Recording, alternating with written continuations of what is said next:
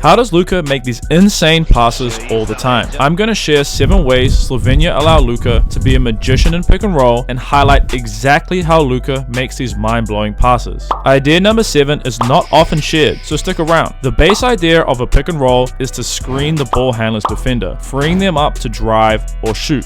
Rolling to the basket then furthers this advantage. The screener cuts downhill alongside the ball, creating a 5-on-4.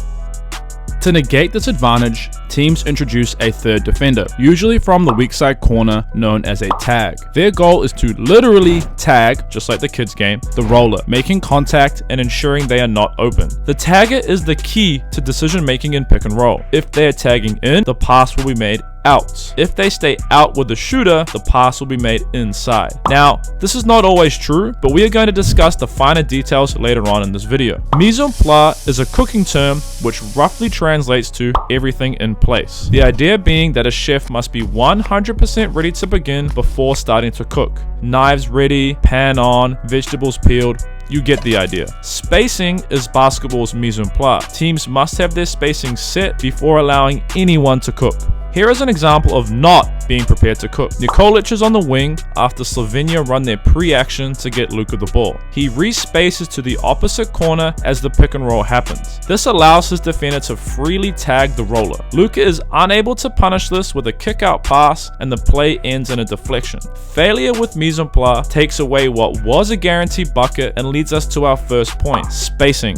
Shake pick and roll, or shakes, is the main spacing Slovenia uses, with the ball and the screener being on the slot, the 2 corners filled, and the other player on the wing or the slot. Pick and roll is broken down into 2 sides, the single and the 2 side. The name speaks for itself. The single side has 1 player, the 2 side has 2. In shakes, the single side is behind the ball screen, meaning the tagger is isolated and no other defender can cover for them as they tag. The name shake comes from the cut often used in this spacing. The corner player can shake or lift up to stretch out this tag, forcing them into a tough decision. To prevent anyone from getting cooked, the defense will use coverages. Each coverage has a different outcome and set of rules to follow, and they fit under aggressive or passive. An aggressive coverage aims to bring 2 players to the ball and try and force a pass. This is often used against dominant ball handlers, such as Luka, to get the ball out of their hands and force other players to make plays. Montenegro uses a flat show,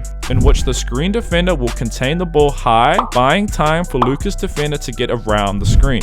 You will notice the weak side defender prepare to tag the roller and the corner player shake up, as this is a single side tag. The flat show buys enough time for Luka's defender to get around, denying any advantage created by the screen. The goal of the flat show is often to force an isolation and to avoid the switch, but of course Luka being Luka, he hits this ridiculous 3.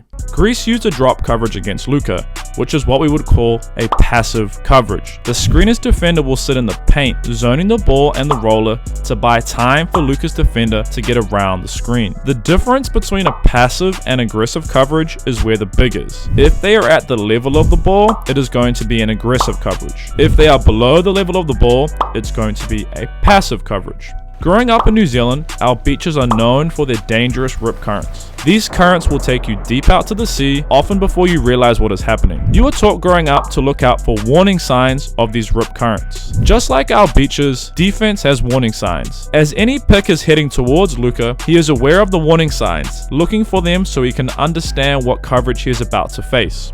Just like the first Death Star, each coverage has built-in weaknesses. Due to the nature of aggressive coverage, 2 players are at the level of the ball. In this play, Slovenia ends up in shake spacing, and Spain opts to flat show. All Luka has to do is remain calm, reading this defender, the tagger. They stay out, so the pass goes in. Let's rewind and take a closer look at Luka to understand his magic. Firstly, the pocket dribble. Luka is always pulling the ball into his pocket between each dribble. In my eyes, this is the modern triple threat. From here, he can pass to the roller, he can continue his dribble, or pull and shoot it. Luka is also amazing off of 2 feet. Playing off 2 feet allows him to stay grounded and on balance, which leads to him remaining calm under pressure. He also uses jump passes from this 2 feet base really well. His 6'8" frame helps with this, but the idea of jumping over defenders to make passes is a useful tool. Note that the decision is made on the ground. Luka isn't jumping to find the pass, he is jumping to make the pass. Final point, note his eyes. Luka understands that eyes sell lies. So he first notices the tagger heading in, so he turns his eyes to the shooter, forcing the tagger to come out. Here we see the same spacing and coverage. Luka uses his eyes to sell the lie of passing to the shooter, and then he passes off 2 feet on balance to the roller. Mise en place allows Luka to focus on one thing, making the decision incredibly easy. Drop coverage, popularized by the analytics movement, aims to contain the pick and roll without using a tag. This clip against Greece has all you need to know about punishing the drop coverage. The screener's decision making is vital against the drop. If Luka's defender is attached, the screener must set a hit and hold screen, holding the screen until Luka's man is no longer attached. Luka must then use a jail dribble to buy time for the roller to get downhill and ahead of him. The roller's job is to get their head behind the dropping defender's head, which creates a 2-on-1 and forces the dropping big to make a decision. Here he decides to stay with Luka, so the read is simple: throw a lob to the big. If they did not stay with Luka, instead moved to take away this lob, Luka would use a floater or find a finish. The key here is the jail dribble. In this clip, Luka jails way too late, and the big never gets a chance to get behind the dropping big. This means no advantage is ever created, and Luka is forced into a tough shot, which of course he makes, but this is the type of shot the defense want him taking. Before we get to the final tip, let's recap. Mise en place. Spacing must be set before you cook, so it's obvious which player you must read. Warning signs. You must read the screener's defender to understand what coverage to expect so you can apply the right coverage solution. Aggressive coverages. Read the tagger. If they are in, pass out. If they are out, pass in. Passive.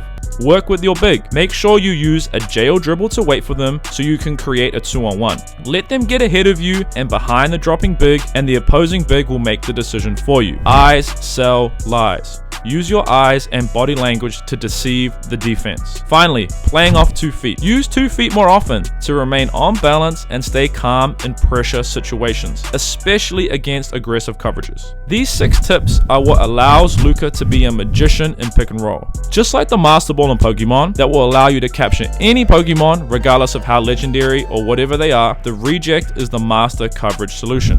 They're in a drop, reject. They're in a show, reject. You will either get the reject, or if you aren't able because the defense guards you well, you can use the concept of reject to set up. You can use the reject or the threat of you rejecting to better set up your defender into the screen. Something that Luka uses all the time to get downhill and find finishes or kickouts, or as we see in this clip, slamming the brakes and finding space for a 3. So let's finally answer the question, how did Luka make that decision in the first clip? Firstly, Slovenia run pre-action to get Luka's man loose, using a simple pin down to get his defender behind the play. This turns into shake spacing, meaning Luka has to read this defender. He notes the warning signs that they are in a drop, so he waits for the roller to get downhill. Japan tags the roller, meaning Luka doesn't have a shot, and neither does his roller, so his read is to kick out to the corner. Whilst this play seems insane and magical, it really comes down to one simple read and Luka having the guts to throw a behind the back pass instead of a jump pass. Thank you for taking time to watch this video.